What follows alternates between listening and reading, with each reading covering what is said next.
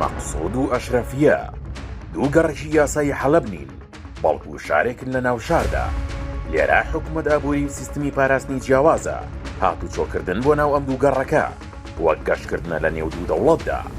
هۆکاریەوەی هەمووان چاویان تێبڕیوە دەگەڕێتەوە بۆ ئەوەی کە لەسەر بەرزایەکی استراتیژین هەر کەس لێرە بێت دەتوانێت جوم و جۆڵی سەربازی لە بەشێکی زۆری حەلەب پەک بخات.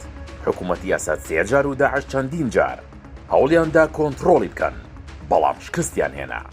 ئێستاش بۆ جاری چوارەمە گروپە چەکدارەکان هەمان خەون دەبینن.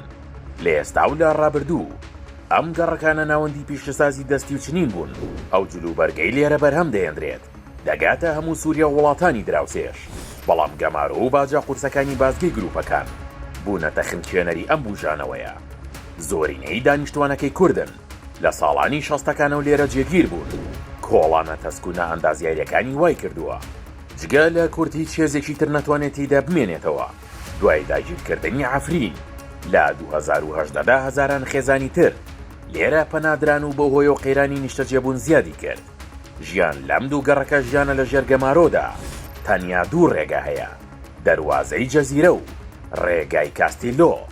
لەوێ پشکنینی تند و باجی زۆر چاوەڕی خەڵک دەکات.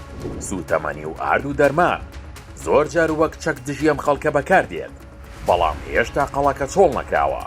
شێخ مەقسوود نمونەی مانەوەی کوردە لە ناو دڵی ململانێکی گەورەدا.